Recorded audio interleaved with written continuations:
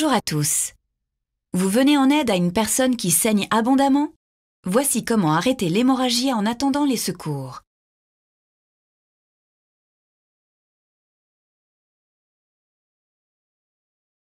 Une hémorragie externe est une perte de sang qui provient d'une plaie ou d'un orifice naturel et qui ne s'arrête pas spontanément. Dans ce cas, vous devez arrêter l'écoulement de sang le plus vite possible. La conduite à tenir, alors, est de demander à la personne de comprimer fortement l'endroit qui saigne. Si ça n'est pas possible, faites-le à sa place, puis alertez les secours une fois la compression réalisée. Rassurez la victime, protégez-la contre le froid et surveillez son état. Si elle perd connaissance ou présente un arrêt cardiaque, pratiquez les gestes qui s'imposent.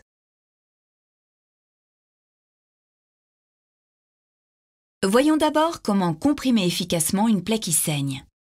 Pour réaliser une compression directe, appuyez fortement sur la plaie avec les doigts ou la paume de la main. Si possible, interposez un tissu propre sur l'ensemble de la plaie et protégez votre main d'un gant ou d'un sac plastique par exemple. Surtout, ne relâchez pas votre étreinte. La compression doit être permanente. Vous devez vous libérer et la victime ne peut pas effectuer la compression? Dans ce cas, réalisez un pansement compressif. Attention, cette méthode n'est pas applicable en cas de plaie au cou et au thorax. Pour la réaliser, appliquez un tissu propre sur toute la plaie. Serrez à l'aide d'un élastique ou d'un lien large pour arrêter le saignement. Si l'hémorragie se poursuit, reprenez la compression avec votre main par-dessus le pansement compressif.